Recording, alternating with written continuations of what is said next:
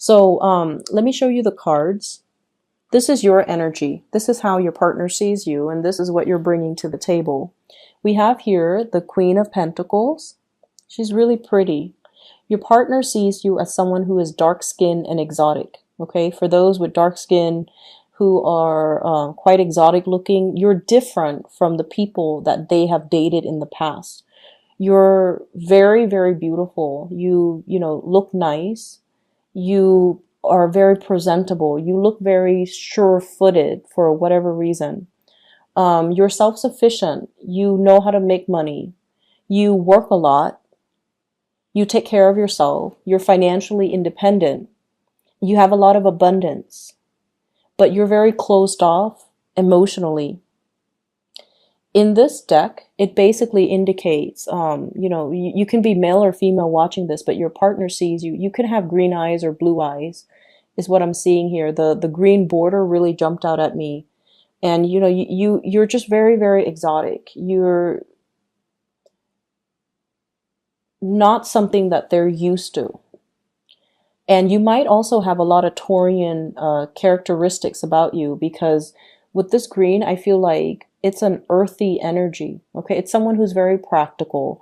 It's someone who's very, very, very slow to act. The energy is very receptive.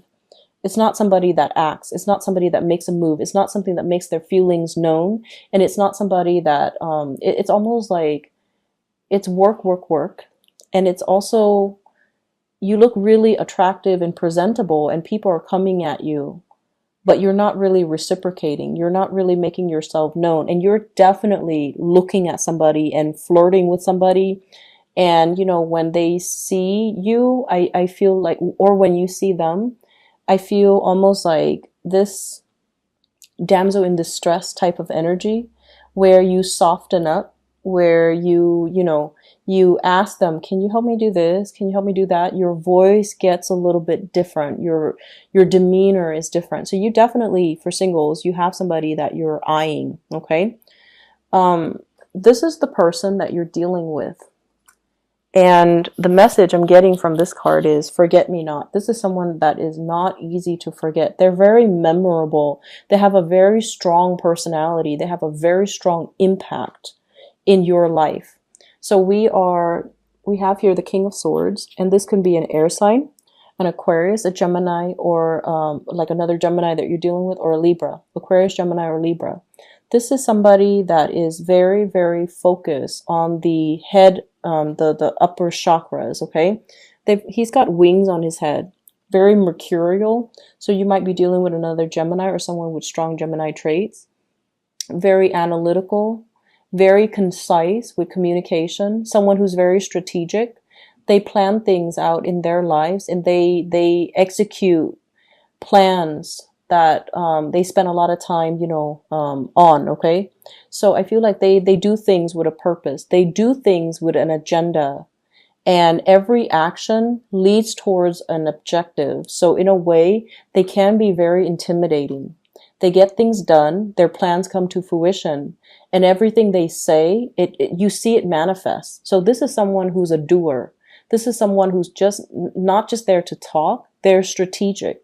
So whatever information they share with you, everything is shared very, very strategically.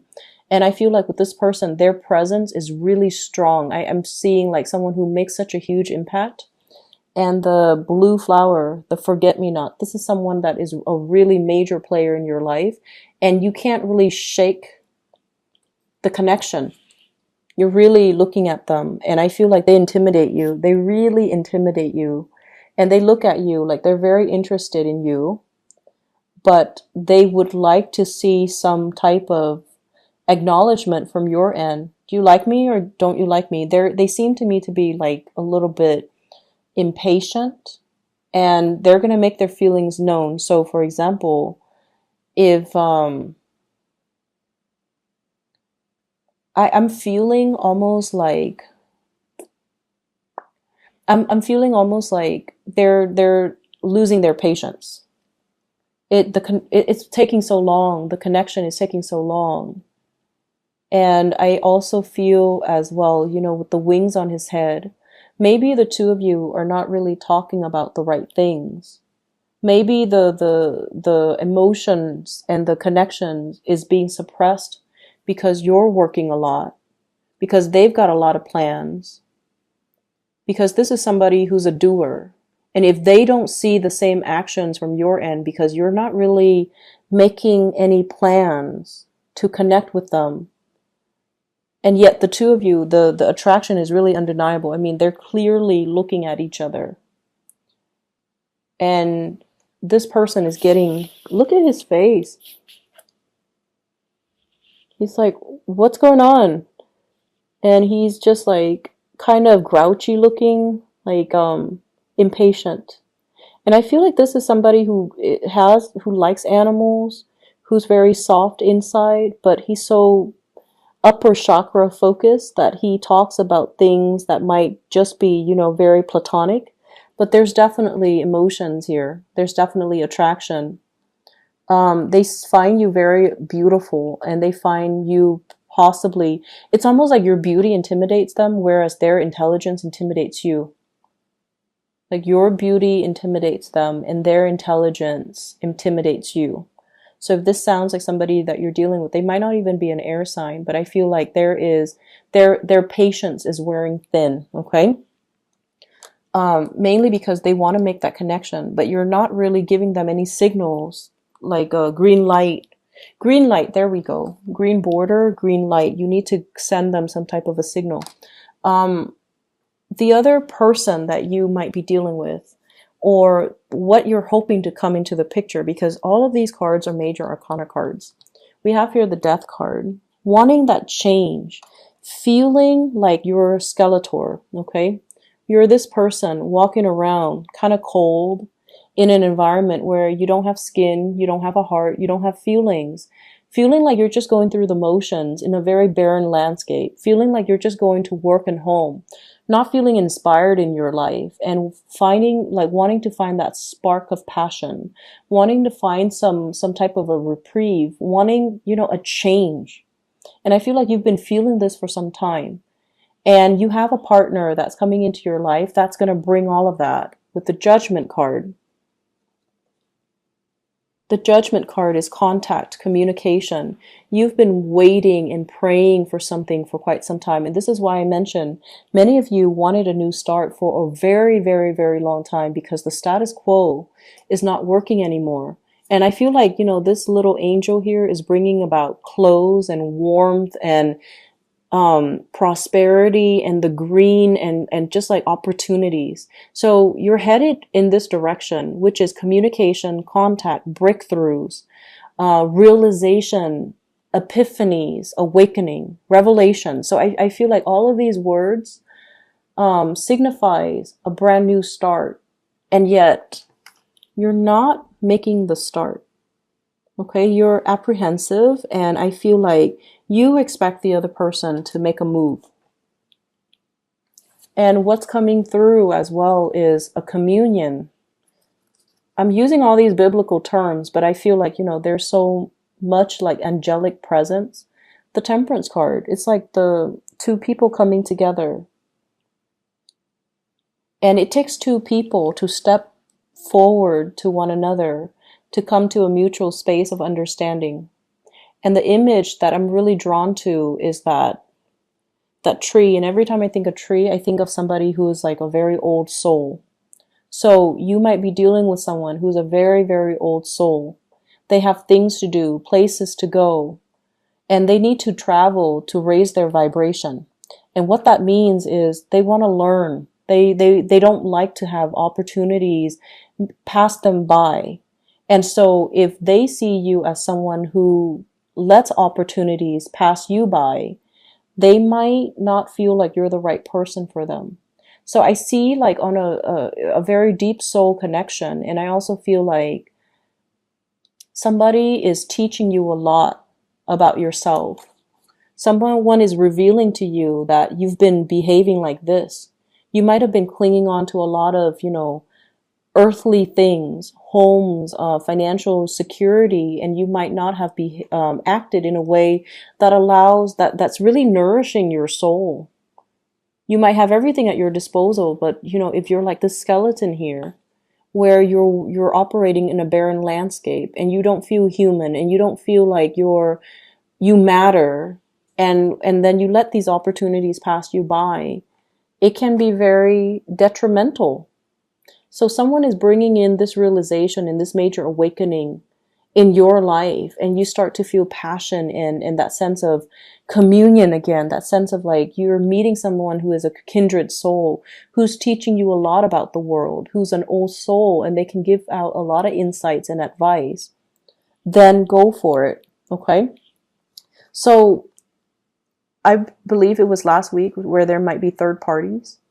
Whereas I feel like this week, your energy is definitely focused on one person. And I have a very strong air sign, Aquarius, Gemini, and Libra. And I feel like there's a major learning curve that has to happen with this person. So opening up your communication with this person is going to be critical. And I feel like the person you're dealing with, they find you very attractive, very beautiful, but you might be a little bit too, they might see you as a little bit too materialistic. They might also see you as someone who doesn't take initiative, and they're kind of impatient. Okay, if you like them, go for it, because I feel like the major arcana cards are giving you your spiritual advice in love, and it's saying that this can be a very beautiful and fruitful union, and it can really grow. And this is a card of Sagittarius. So you're dealing with someone who might be your polar opposites, might be a Sagittarius as well. So I have air sign, Scorpio, and Sagittarius. So Aquarius, Gemini, Libra, Scorpio, Sagittarius. But these are people that are very polar opposites from you. In other areas of your life, your spiritual advice here is, once again, the big reveal, the revelation. And I feel as if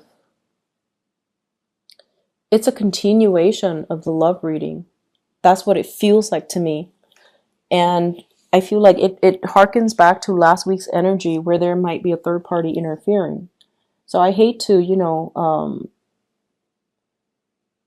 revisit the same themes, but that's what it feels like, because we have the Ace of Cups, the High Priestess, the Seven of Swords. And the Ace of Cups deals with love. The High Priestess deals with information that's hidden from the light. And the Seven of Swords, sneaky behavior. So I feel like, third party interference, that's still coming through in your home life, in your work life. So workplace attraction, possibly affecting the home life relationship. So just to put that out there. And what I'm seeing here is, for many of you, I feel almost as if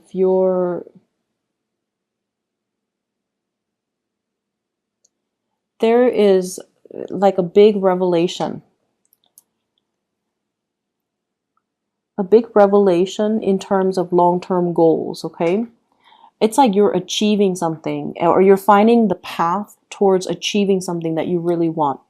So the High Priestess, following our intuition, trusting our gut instincts, not doubting ourselves, not reading too much between the lines, not over-analyzing.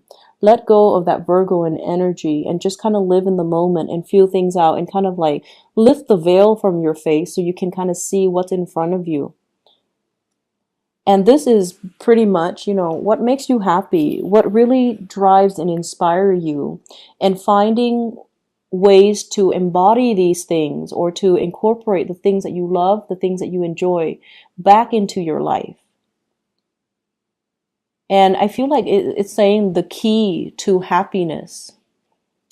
It's not just financial prosperity. It's not just the abundance. It's not just, purchasing a house, putting the kids through school, having a really nice car, and being looked at. The things that will make you really happy, and what's really standing between you and the things that make you feel really happy is, I feel like for many of you, it's inner knowledge, it's wisdom, it's to be able to have a lot of career success, and to also be looked at as somebody who's very capable and very confident, and somebody that other people turn to for sage advice and wisdom.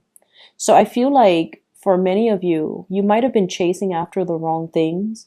the things that you thought would bring about security might be the things that bring other people security, but it's not really right for you. And so the universe is really urging you, really figure out and really ask yourself, what is it that makes me happy? And what you need to do in your life to incorporate these activities that can make you happy. So it's not just work and home, work and home. It needs to be a little bit more robust, and it needs to be a little bit more like soul fulfilling. So I feel like many of you are getting to a point where you want something to nurture, or you want someone to nurture you, or you want something to spiritually and emotionally nurture you. And you're going to be able to come to that realization here if you are able to achieve this financial stability first, so that you're not constantly, worried about finances and expenditures, and then be able to focus on love and relationships. And I have as well the Six of Wands. This is like career success and accolades. Okay. This is pretty much getting ahead in life, having a wide following, getting a lot of recognition, and being able to lead the way, having people trust you enough and respect you so that they can follow your lead, and they can, come to you for advice and for consultation. And we also have as well the Seven of Swords as well as the Six of Wands. The sword energy can be a little bit problematic in that we step over other people in order to get ahead. Okay, so it's sort of like, I feel like for many of you in the work environment, figuring out, am I really happy here, or do I need to make a change? Am I really happy with the cutthroat environment, even though I'm making so much money at this job? Is the cutthroat environment worth it? Or should I find a more harmonious place to work? And I feel as well, it's sort of like somebody's stepping over somebody in order to achieve, in order to get ahead. And you're seeing it and you're not liking it. So there are just huge things about, how do we find emotional fulfillment? What's right? What's morally like the right thing to do, as well as things that we need to kind of incorporate into our lives so that we're not feeling like this, like life is barren, and that the work environment is like, it goes along, it moves along, but you're not feeling inspired. So finding that inspiration possibly in the work that you do, changing your job, or even finding that inspiration through other avenues. It's like you're expecting one area of your life to fulfill all of your emotional needs. And as a Gemini, that's nearly impossible. You need to have other things going on. You need to have friends. You need to have hobbies. You need to have family. You need to have, you need to be able to travel. You need to be able to take time away from work and, rejuvenate, go to a spa, get a massage, do like things that make you feel human and alive, and that you're worthy.